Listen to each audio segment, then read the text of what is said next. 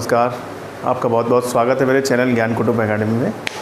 साथियों, कल थोड़ा सा एक जो वीडियो आया था वो थोड़ा ज्ञानवर्धक वीडियो था, तो उसकी वजह से हम लेक्चर को कंटिन्यू नहीं कर पाए थे।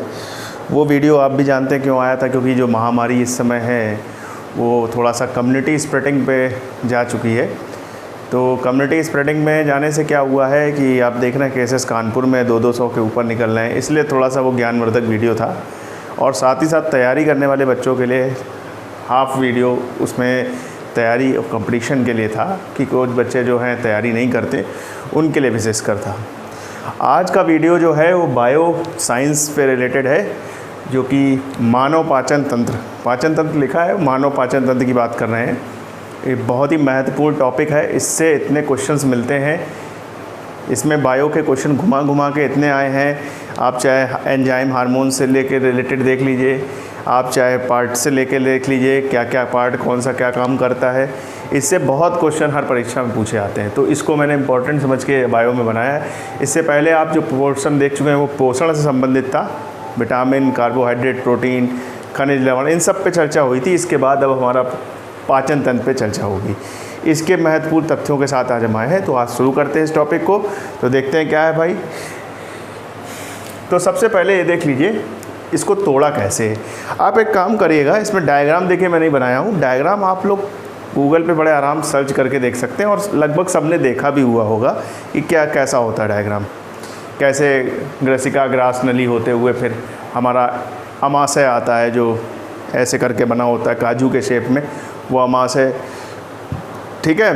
फिर उसके अंदर बड़ी आंत चारों तरफ से होती है, उसके अंदर छोटी आंत होती है। ऊपर की तरफ ऐसे कैप के शेप में आपका लीवर होता है, नीचे यहाँ पर अमाशय और लीवर यहाँ पर होती है अग्नाशय, यहाँ पर अग्नाशय होता है, एक इमली के शेप में होता है। और आपका पित्तरस लीवर के साइड में ही यहाँ पर पित्ताशय होता है, जहाँ से पित्तरस जहाँ स्टोर होता है। तो ये सब चीज़ें थोड़ा सा डायग्राम में आप देख लीजिएगा तो आपको समझ में आ जाएगी। बाकी मैं समझा रहा हूँ तो उससे भी आपको समझ में आने वाला है। तो पाचन तंत्र की बात कर रहे हैं, तो पाचन जो क्रिया है वो सबसे पहले तो ये समझ लीजिए शुरू कहाँ से होती है। तो पहला क्वेश्चन अगर आपसे यही ऑब्जेक्टिव कई बार बन जाता है कि पाचन की क्रिया शुरू कहाँ से होती है, तो पाचन की जो क्रिया है साथियों वो शुरू होती है आपकी मुख से। कहाँ से शुरू होती है? मुँह से शुरू होती है। और मुँह में कैसे शुरू होती है वहाँ से देखेंगे। तो सबसे पहले मैंने सोचा कि खाते हैं जब हम खाना, तब तो पाचन होगा ना उसका। तो खाना खाते समय क्या होता है, जीवा जो होती है उसका बड़ा इंपॉर्टेंट रोल होता है। जीवा मतलब जीभ, टंग जिसको बोलते हैं। तो टंग में क्या होता है, स्वाद कलिकाएँ होती हैं। जीवा में क्या होती हैं? स्वाद कलिकाएँ होती हैं। और उसमें मैंने ये लिख दिया है किस तरीके से भाग होता है, कहाँ पे कौन सा भाग कौन सा टेस्ट देता है, कौन सी कलियाँ होती हैं। तो इसको देख लीजिएगा, ये क्या है, ये जो आगे का पोर्शन है, तो ये कैसा भाग होता है? मीठा हमको स्वाद देगा। कैसा देगा? मीठा। और जो पीछे का जीभ का पोर्शन होता है ये आपका कड़वा स्वाद देता है। और ये साइड के दो पोर्शन है, इसमें दो भागों में बांटा गया है। कैसे? आगे के जो साइड के पोर्शन है उनको वो नमकीन स्वाद देते हैं, पीछे के जो दो पोर्शन है साइड के वो देते हैं खट्टा स्वाद। तो इस तरीके से कलिकाएँ बांटी गई। और ये जो बीच का पोर्शन होता है यहाँ पर स्वाद रहित पोर्शन है। यहाँ पर कोई भी कलिका नहीं पाई जाती है, स्वाद रहित होता है। मतलब अगर बीच में जीभ के रखेंगे कुछ भी तो उसका कोई भी टेस्ट नहीं आएगा, ठीक है। तो ये बीच वाला पोर्शन स्वाद रहित होता है। तो इसको मैंने यहाँ पर लिख दिया है। तो याद करने का तरीका क्या है? मीठा सबको मोस्टली लोगों को अच्छा लगता है, कड़वा किसी को अच्छा नहीं लगता। जल्दी हो गए कुछ महान लोग, लेकिन मीठा अच्छा लगता। तो सोचिए सबसे पहले मीठा, कड़वा सबसे आखिरी में, फिर क्या आगे क्या, नमकीन, फिर खट्टा। तो इस तरीके से आपके ये हैं, इसको पढ़ लीजिएगा, ठीक है साथियों। अब आती है बात लार की। लार का बहुत इंपॉर्टेंट रोल है, यहीं से पाचन की क्रिया शुरू होती है। लार क्या है? लार में के लिए क्या है, 3 जोड़ी ग्रंथियाँ पाई जाती हैं। लार किस में पाई जाती हैं? हमारे मुंह में पाई जाती हैं 3 जोड़ी ग्रंथियाँ। उसमें क्या होता है, वहीं से एंजाइम्स का श्रावण होता है जो कि हमारा पाचन क्रिया के लिए सहायक होते हैं। तो लार में पहले ध्यान रखिए 3 जोड़ी ग्रंथियाँ पाई जाती हैं। कितनी? 3 जोड़ी ग्रंथियाँ पाई जाती हैं। अब इसमें एंजाइम जो मुख्य रूप से पाया जाता है वो होता है टाइलिन एंजाइम। टाइलिन क्या करता है? स्टार्च का पाचन करता है। किसका पाचन करता है? स्टार्च का। तो जो कुछ भी खाते हैं उसमें स्टार्च अगर है तो स्टार्च का पाचन पहला यहीं से स्टार्ट हो जाएगा। स्टार्च का पाचन होने के बाद वो किस में बदल जाता है? माल्टोज में उसको तोड़ देता है, फिर यही बाद में ग्लूकोज में टूटता है। माल्टोज में तोड़ देता है ये, फिर बाद में यही किस में टूट जाता है? ग्लूकोज में टूट जाता है। आई बात समझ में? स्टार्च माल्टोज में तोड़ता है, फिर उसको बाद में ग्लूकोज में बदल दिया जाता है। तो यहाँ से टाइलिन का हो गया। और ये एक लारी एमाइलेज है। एमाइलेज बेसिकली पेट में होता है, लेकिन ये क्या है, एक एमाइलेज है। अग्नाशय से एमाइलेज वैसे जनरेट होता है, लेकिन ये एक लारी एमाइलेज है, एक पाचन का काम करता है, इसलिए इसको लारी एमाइलेज भी बोलते हैं। ठीक है। लार हल्की अम्लीय होती है। लार का पीएच कितना होता है? 6.8 होता है। ये भी पूछा गया कई जगह, तो इसको भी नोट कर लीजिएगा। लार कितना पीएच होता है? 6.8, 7 से थोड़ा सा कम है, हल्की सी अम्लीय है, तो इसको 6.8 बोलते हैं। प्रतिदिन कितनी लार जनरेट होती है, ये भी है। तो 1 से 1.5 लीटर लार का स्राव होता है प्रतिदिन। ये लिख लीजिएगा, 1 से 1.5 लीटर का स्राव होता है पर डे, लिख लीजिएगा पर डे। ये भी लिख लीजिएगा, ये भी पूछा गया है क्वेश्चन। तो लार से जुड़े हुए क्वेश्चन इस तरीके से आते हैं। पीएच का देखिए एक इम्पॉर्टेंट हो गया पोर्शन, और आपका एक हो गया लार का स्राव और कौन सा एंजाइम पाया जाता है। ठीक है साथियों, आइए आगे बढ़ते हैं। अब उसके बाद होती है ग्रसनी। ग्रसनी कहाँ होती है? यहाँ पर होती है। ग्रसनी का क्या काम होता है? ग्रसनी का काम होता है भोजन को आगे बढ़ाना और श्वास, भोजन और श्वास नली का विभक्षण, मतलब क्या बोलना चाहिए, अलग अलग सेपरेशन वहाँ से होता है, विभक्ति वहाँ से होती है। तो भोजन का निगलने का काम वहाँ से स्टार्ट होता है, निगलना वहीं से जाना होता है। ग्रसनी के नीचे क्या लगी होती है? ग्रास नली लगी होती है, जो कि अमाशय से जुड़ी होती है जाके। उसकी लगभग लंबाई यहाँ पर लिखी हुई है, यहाँ पर लंबाई लिखी नहीं मैंने शायद, लगभग इसकी 12 सेंटीमीटर करीब, 25 सेंटीमीटर शायद इसकी लंबाई होती है, 25 सेंटीमीटर। इसको देख लीजिएगा। ग्रसनी मुख को अमाशय से जोड़ने का इसका काम होता है। काहे का काम होता है इसका? मुख को अमाशय से जोड़ने का इसका काम होता है। ठीक है, ये तो आप समझी जाएंगे। अब आती है मेन चीज़, ग्रसिका ग्रास नली से होते हुए जब अमाशय में पहुँचे। जो अमाशय होता है कुछ ऐसा शेप होता है, आपने देखा होगा, नलियों से देखा होगा, इस तरीके से शेप होता है, इस तरीके से अमाशय का शेप होता है। यहाँ से इसे ग्रास नली आती है। तो ये जो अमाशय होता है, इसमें भोजन आता है। अब भोजन जब इसमें आता है, भोजन यहाँ पहुँचता है, इसमें क्या होता है? HCl का श्रावण होता है। किस में होता है? HCl का श्रावण होता है। कहाँ से होता है ये भी ध्यान रखिएगा, ये भी पूछा गया है। मैंने हिंदी में लिखा, उसको ऑक्सीटोनिक लिख लीजिएगा, ऑक्सीनेटिक लिख लीजिएगा। ऑक्सीनेटिक सेल द्वारा क्या होता है? HCl का श्रावण होता है। ऑक्सीनेटिक सेल द्वारा क्या होता है? HCl का श्रावण होता है। अब ये भी क्वेश्चन पूछा गया है कि अमाशय में कौन सा अम्ल पाया जाता है? H2SO4, HCl, और भी 2-3 ऑप्शन दे दिए जाएंगे। तो कौन सा होता है? HCl होता है, ये ध्यान रखिएगा। ठीक है, HCl का काम होता है। क्यों होता है HCl? भोजन में क्या होता है, हर चीज़ अच्छी नहीं होती, कभी कभी उसमें जीवाणु, कुछ गलत फैक्टर्स भी आ जाते हैं जो अपच्य होते हैं, जो हमारे लिए हानिकारक हो सकते हैं। तो HCl उनको बर्न कर देता है, जला देता है। तो HCl का श्रावण इसलिए भोजन का जीवाणु को नष्ट करने का कार्य होता है, ये भी याद रखिएगा। उसके बाद आते हैं अमाशय से जुड़ी हुई और चीज़ें।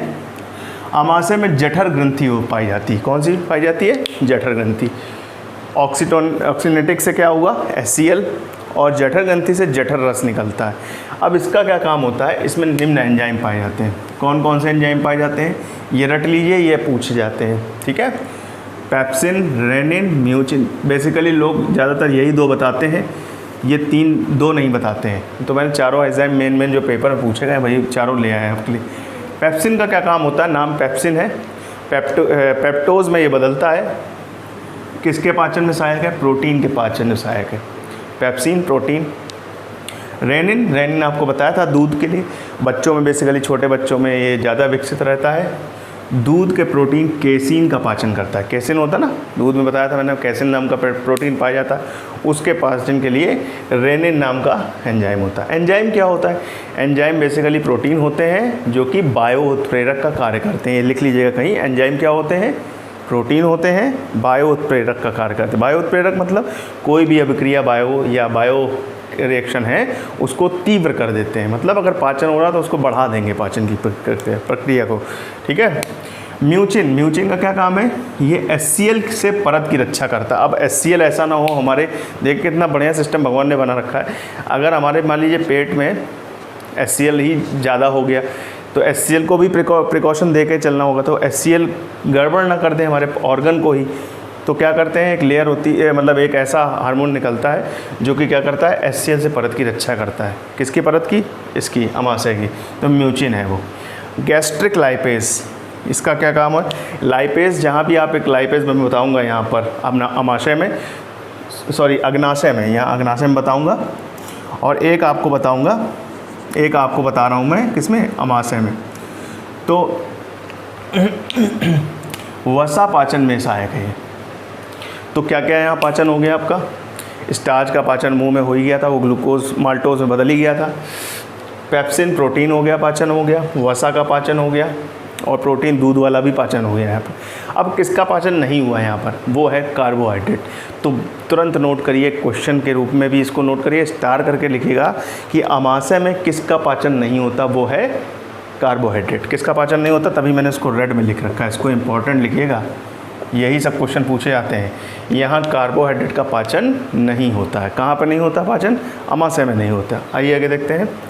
अब अमाशय के बाद जाता है, यहाँ के बाद जाएगा तो यहाँ आप लोग जानते हैं एक बड़ी आंत होती है, उसके अंदर छोटी आंत होती है, ऐसे ऐसे करके। तो छोटी आंत क्या करती है, क्षुद्रांत इसको बोलते हैं, क्षुद्रांत भी हिंदी में बोलते हैं। अमाशय व बड़ी आंत के मध्य होती है। कहाँ कहाँ होती है, अमाशय और बड़ी आंत के मध्य पाई जाती है, ठीक है। अब ये कहेंगे लीवर वीवर नहीं बताया, वो ग्रंथियाँ हैं बेटा, वो ग्रंथियाँ हैं साथियों, वो ग्रंथियों का काम होता है हार्मोन का श्रावण करना, वो बेसिकली अलग काम है, वो बाद में बताएंगे।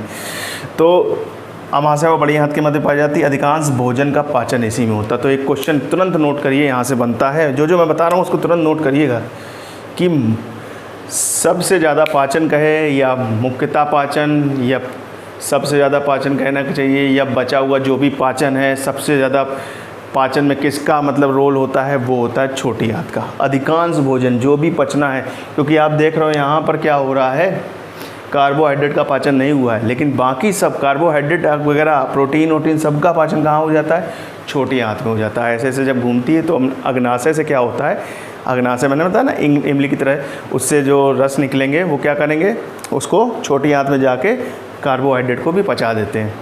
तो यहाँ से क्या होता है, इस तरीके से पच जाता है, ठीक है साथियों। आइए आगे देखते हैं।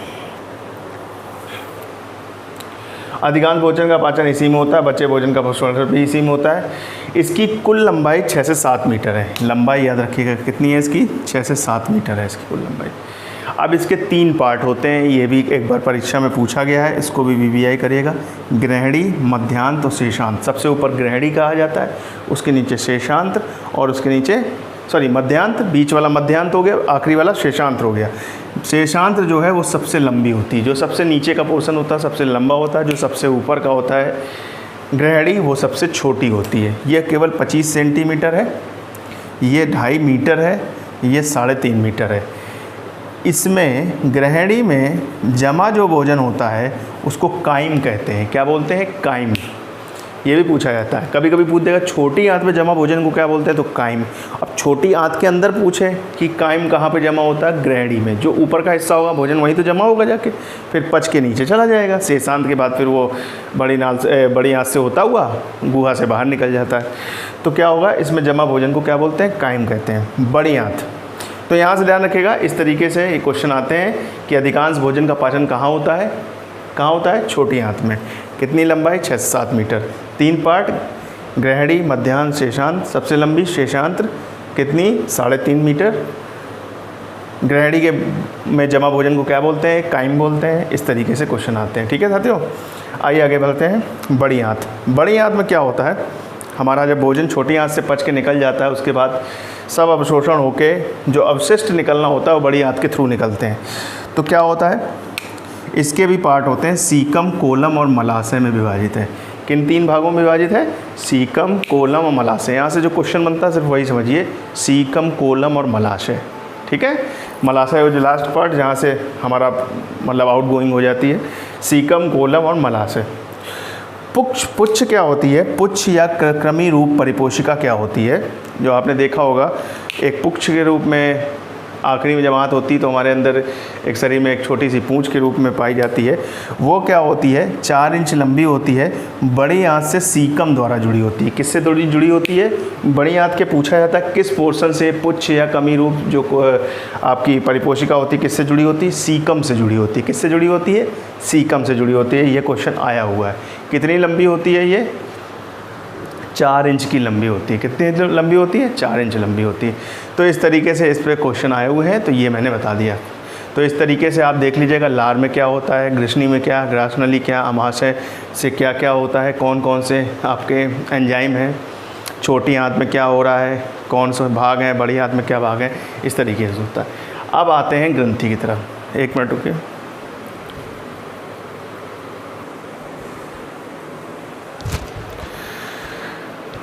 माफ़ कीजिएगा साथियों, थोड़ा सा कैमरे का डिस्टर्बिंग था। अब क्या है, ग्रंथियाँ देख लेते हैं पाचन की। तो ग्रंथियाँ क्या है? यकृत। यकृत सबसे पहले ग्रंथि आएगी। यकृत कहाँ होता है? मैंने आपको बताया यहाँ पर ऐसे करके टोपी के शेप में होता है, ऐसे करके, ऐसे करके आप देख लीजिएगा, उसमें शेप ऐसे शेप में होता है। मानव शरीर की सबसे बड़ी ग्रंथि कौन सी होती है? सबसे पहला क्वेश्चन तो यही बनता है, ठीक है। मानव शरीर की सबसे बड़ी ग्रंथि कौन सी है? यकृत। तुरंत नोट करिएगा। इसका वजन भी पूछा गया है तो याद रखिएगा 1.5 kg, 1.5 kg अप्रॉक्स होता है। जैसे ब्रेन का होता है वैसे इसका भी एक वजन है 1.5 kg। और ये ग्रंथि है किस टाइप की? बहिश्रावी है। कैसी? बहिश्रावी ग्रंथि है, ठीक है। तो बहुत इंपॉर्टेंट क्वेश्चन बनता है यहाँ से। कैसी ग्रंथि है? बहिश्रावी ग्रंथि है। क्या कार्य होता है इसका? बहुत नोट करते चलिए, बहुत इंपॉर्टेंट क्वेश्चन है यहाँ से। इसका कार्य है पित्त का उत्पादन करना। अभी यहाँ पर एक चीज़ आएगी, वहाँ से बस अंतर करिएगा। पित्त का उत्पादन करता है जिसको बोलते हैं इमल्सीकरण। बहुत सारे कार्य हैं वो मैंने लिखे हुए हैं। इमल्सीकरण, इमल्सीकरण ही क्या होता है? पित्त का उत्पादन करना। वसा को जल में घोलने का काम करता है। अब जो वसा है उसको किस में घोला जाता है? जल में घोल जाता है। तभी ये कहा जाता है जो पित्त होता है इसको स्टोर कहाँ किया जाता है? पित्त को मैं बताऊंगा पित्ताशय में किया जाता है। तो पित्त का भंडारक पित्ताशय है, लेकिन उत्पादन कहाँ होता है? यकृत में होता है, ये याद रखिएगा। तो उत्पादन इमल्सीकरण होता है। और ये जो है पित्त जो होता है ये पाचक एंजाइम नहीं है। ये एंजाइम कैसा नहीं है? पाचक एंजाइम नहीं होता ये एंजाइम पाचक एंजाइम नहीं, ये सिर्फ वसा को जल में घोलने का काम कर रहा है। ध्यान रखिएगा, ये भी क्वेश्चन पूछा गया कि कहाँ पर पाचक एंजाइम नहीं बनता। वो है आपका यकृत में, ठीक है। वसा को जल में घोल देता है, ठीक है। सरल हो जाएगा, वसा जल में घुल जाएगी तो उसको पचाना और आसान हो जाएगा। ग्लाइकोजेनोलिसिस क्रिया द्वारा ग्लूकोज को ग्लाइकोजोन में परिवर्तित किया जाता है। एक ग्लाइकोजेनोलिसिस करके प्रक्रिया होती है, इसका यकृत का कार्य है। इसके द्वारा क्या किया जाता है? ग्लूकोज को ग्लाइकोजेन में, मतलब और सरल रूप में परिवर्तित कर दिया जाता है, ठीक है। रक्त प्लाज्मा प्रोटीन उत्पादन। अब इसमें रक्त प्लाज्मा के प्रोटीन का उत्पादन भी होता है। कैसे रूप में होता है? अब ये देखिए, यहाँ से क्वेश्चन आता है। ये भी क्वेश्चन है, ये सब हैं, ऐसा नहीं कि नहीं है। यहाँ से बहुत इंपॉर्टेंट क्वेश्चन और आता है कि प्रोथ्रोम्बिन तथा फाइब्रिनोजोन और प्रोथ्रोम्बिन ये क्या करते हैं? रक्त के थक्का बनने में सहायक होते हैं। काय में सहायक होते हैं? रक्त की क्लॉटिंग बनने में सहायक होते हैं, ठीक है। तो ये यहाँ पर 2 प्रोटीन का उत्पादन होता है, ठीक है। प्रोथ्रोम्बिन और फाइब्रिनोजन। पूछा जा सकता है ये दोनों प्रोटीन कहाँ बनते हैं? ये यकृत में बनते हैं, ठीक है। ये इसका कार्य है, यकृत का कार्य है, मतलब बनाते हैं ये। हेपेरिन, रक्त थक्का बनने से रोकना। अब कभी कभी क्लॉट बन जाएगा तो भी नुकसानदायक है, मतलब बेवजह क्लॉट बन जाए। तो हेपेरिन नामक प्रोटीन क्या करता है? वो क्लॉट बनने से रोकता है। तो दोनों बहुत इंपॉर्टेंट है, इनका पूछ लीजिएगा और कार्य भी ध्यान रखिएगा। ये कार्य किसके हैं? यकृत के कार्य हैं। यकृत में कोई भी पाचक एंजाइम नहीं पाया जाता है। पित्त उत्पादन होता है, हरे नीले रंग का पित्त होता है, यहाँ आगे बताया हुआ मैंने। यूरिया संश्लेषण में मदद करता है। यूरिया संश्लेषण मतलब यूरिया का संश्लेषण करता है यहाँ से, ठीक है। विटामिन ए और डी का संचय। बहुत से विटामिनों का बताया था हमने विटामिन में कि संचय कहाँ होता है? यकृत में होता है। वो कौन कौन से थे? विटामिन ए और डी। ये नोट कर लीजिएगा यहाँ पर, ठीक है। ये भी पूछा गया है, इसलिए जितने भी इंपॉर्टेंट तथ्य हैं वो यहाँ पर लिखे हुए हैं। आगे देखते हैं पित्ताशय क्या है? पित्त भंडारक। जो उत्पादित हुआ वो, अब इसको बोलते हैं गॉल ब्लैडर। ये कहाँ होता है? जो आपका ये लीवर है इसी के पास होता है छोटा सा गॉल ब्लैडर। गॉल ब्लैडर का कार्य क्या होता है? ये स्टोर करता है जो यहाँ से उत्पादन हुआ। हरे नीले रंग का पित्त होता है, इससे पित्त निकलता रहता है। इसमें 85% वाटर होता है, 12% पित्त वर्णक होते हैं, ठीक है। और इसमें अगर आपका फैट बढ़ता रहेगा शरीर में तो क्या होता है? यहाँ पे पथरी बन जाती है ना। पथरी किसकी? कैल्शियम ऑक्सलेट की बनती है बेसिकली। ये पूछा भी क्यों गया है कई बार। तो 85% और 12% पित्त वर्णक होता है। इसका जो पित्त का pH होता है वो होता है 7.6 से 8.6, ठीक है। और ये कैसा होता है, क्षारीय होता है। ये भी पूछा गया pH, किसका, पित्त का pH 7, जैसे लार का pH 6.8 था, यहाँ इसका pH कितना है 7.6 से 8.6, क्षारीय होता है। 800 से 1000 ml, मतलब 800 ml से 1 लीटर तक पर डे क्या होता है, श्रावण होता है, ठीक है। इसमें पाचक एंजाइम नहीं होता, क्या नहीं होता, इसमें पाचक एंजाइम नहीं होता, क्योंकि पित्ताशय कहाँ से निकल रहा है, यकृत से, वहाँ नहीं है, तो इसमें भी पच्चा नहीं होगा। अब अगली एक ग्रंथि आती है अग्नाशय। अग्नाशय बहुत इंपॉर्टेंट है, पेनक्रियाज जिसको बोलते हैं, दूसरी सबसे बड़ी ग्रंथि है। लेकिन ये ग्रंथि की क्या विशेषता है, ये मिश्रित ग्रंथि है। मिश्रित मतलब इसमें आपके अंतःस्रावी और बहिःस्रावी दोनों ग्रंथियाँ पाई जाती हैं। कौन कौन सी, अंतःस्रावी और बहिःस्रावी दोनों ग्रंथियाँ। अंतःस्रावी बहिःस्रावी मतलब जो बाहर की तरफ जिनका स्राव हो और जो अंदर की तरफ स्राव करते हैं वो होते हैं अंतःस्रावी। तो बहिःस्रावी और अंतःस्रावी दोनों है। तो पूछा है शरीर की मिश्रित सबसे बड़ी ग्रंथि कौन सी, तो अग्नाशय। मिश्रित पूछ दे, सबसे बड़ी पूछ दे तो यही है, ठीक है। और केवल सबसे बड़ी ग्रंथि तो यकृत, वो है, बहिःस्रावी भी है, ठीक है। हार्मोन्स पाचक रस श्रावण करते हैं। अब ये हार्मोन्स पाचक रस का श्रावण करता है। अग्नाशय का काम है श्रावण करना पाचक रस का, यकृत का काम नहीं है। यकृत में केवल पित्त रस का उत्पादन होता है। कार्बोहाइड्रेट, वसा, प्रोटीन का पाचन होता है। अब मैंने बताया था ना आपको, अमाशय में कोई भी पाचन की क्रिया नहीं हो पा रही थी पूरी तरीके से। क्यों, कार्बोहाइड्रेट नहीं पच पा रहा था, बाकी तो सब पच जा रहा था, लेकिन कार्बोहाइड्रेट नहीं पच पा रहा था। तो जब छोटी आंत में पाचन होने लगा तो किसकी वजह से हुआ, अग्नाशय से पाचक रस निकलने लगे, ठीक है। कार्बोहाइड्रेट, वसा, प्रोटीन तीनों का पाचन इसके थ्रू होता है। कार्बोहाइड्रेट, वसा और प्रोटीन तीनों का कहाँ पर होता है, पाचन की प्रक्रिया छोटी आंत में होती है, लेकिन ये ग्रंथि से स्राव होता है, ठीक है। ट्रिप्सिन नामक एंजाइम, इसमें बेसिकली यहाँ पर मैंने लिख दी है, वो आप थोड़ा सा देख लीजिएगा, नोट कर लीजिएगा। ट्रिप्सिन नामक एंजाइम काहे के लिए होता है, प्रोटीन के पाचन के लिए। किसके लिए होता है, प्रोटीन के लिए। लाइपेज किसके लिए होता है, वसा के पाचन के लिए। ये भी पूछा गया, लाइपेज काहे के लिए होता है, वसा, ठीक है। जैसे यहाँ पर था गैस्ट्रिक लाइपेज था, यहाँ पर केवल लाइपेज है, तो वो वसा के लिए। गैस्ट्रिक ध्यान रखिएगा, जो कन्फ्यूज हो के आप लगाए हैं अमाशय ऑप्शन में, लेकिन लाइपेज केवल लिखा तो अग्नाशय से निकलेगा। सुक्रेज, माल्टेज और लैक्टेज ये होते हैं कार्बोहाइड्रेट के पाचन के लिए। किसके लिए होते हैं, तो तीनों का पाचन हो गया, ये लिख लीजिएगा आप, बहुत इंपॉर्टेंट है तीनों। आइए आगे बढ़ते हैं। इसमें क्या होता है, अंतःस्रावी ग्रंथियाँ कौन सी होती है, तो बहिःस्रावी हो गए सारे। अंतःस्रावी होते हैं लैंगरहैस की द्वीपिका। एक लैंगरहैस साइंटिस्ट थे, इन्होंने बताई थी इस बारे में। इन्होंने 3 भागों में बांटा इन अंतःस्रावी को। लैंगरहैस की द्वीपिका नाम से जाना जाता है। Beta, alpha, beta, gamma. जो बीटा है मैंने पहले इसलिए लिखा है, जो बीटा है उसको पहले याद रखिएगा, इन वो है लैंगरहैस की द्वीपिका।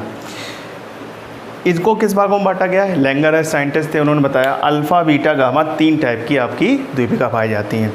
इस तरीके से याद कर लीजिएगा, अल्फ़ा, बीटा, गामा। ये क्या है, अंतःस्रावी, लैंगरहैस साइंटिस्ट द्वारा दी गई। कहाँ पाई जाती हैं, अग्नाशय में भाई, ठीक है। बीटा जो है उसको पहले लिखा है, क्योंकि बीटा जो है वो किसका कार्य करती है, इंसुलिन श्रावण का कार्य करती है। इंसुलिन का सब लोग कार्य जानते हैं कि ये ग्लूकोज और शर्करा का क्या करती है, बैलेंस शरीर में बनाए रखती है। क्योंकि अगर शुगर होती है किसी को तो क्या होता है, हमें इंसुलिन का इंजेक्शन देना पड़ता है ना।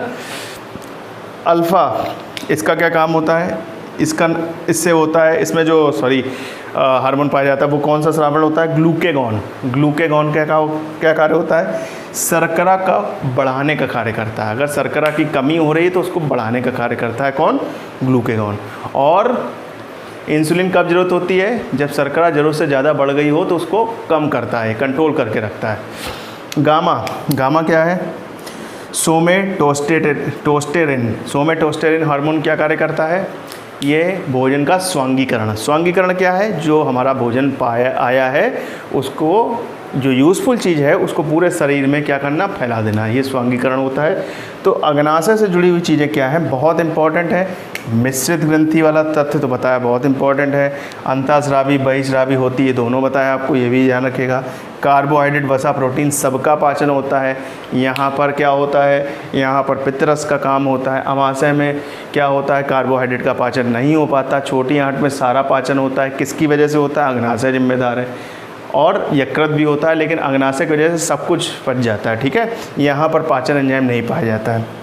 लैंगर इसकी द्वीपिका आप याद रखिएगा, अग्नाशय के अंदर जो पाई जाती हैं वो याद रखिएगा।